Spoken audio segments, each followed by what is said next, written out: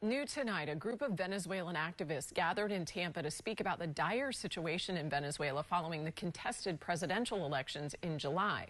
News Channel 8's Paula Suro joins us now in studio. And Paula, this could have an impact on us here in the Bay Area. It feels far away, but it's not. No, Jen, you're right. I mean, it already has. Just last month, a Venezuelan advocate who lives in Clearwater had threatening phrases spray painted on his garage door and his vehicle. And tonight, the group Comandito Tampa Bay says this is only the beginning, urging the United States to be on high alert of any other possible attacks from the current government's dictatorship.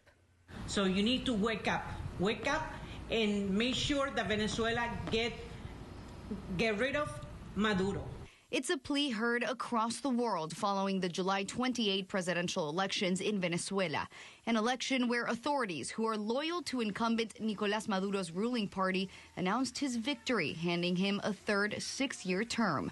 That's despite the opposition releasing data that proved its presidential candidate, Edmundo González Urrutia, was the actual winner. The ramifications of what Maduro is doing, what the regime is trying to implement in Venezuela and throughout Latin America can critically impact the U.S.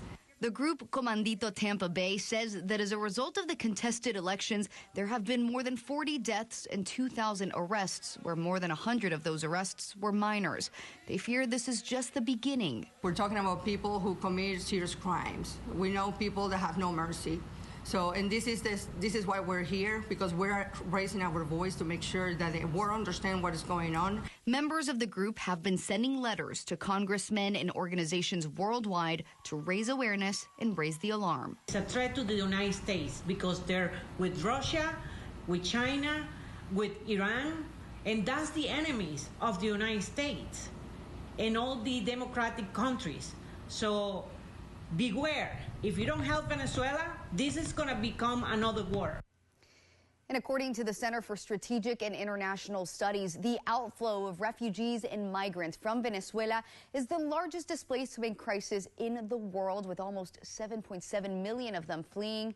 Well, that number expected to increase if Maduro remains in power. We're live in the studio. Paula Suro, 8 on your side.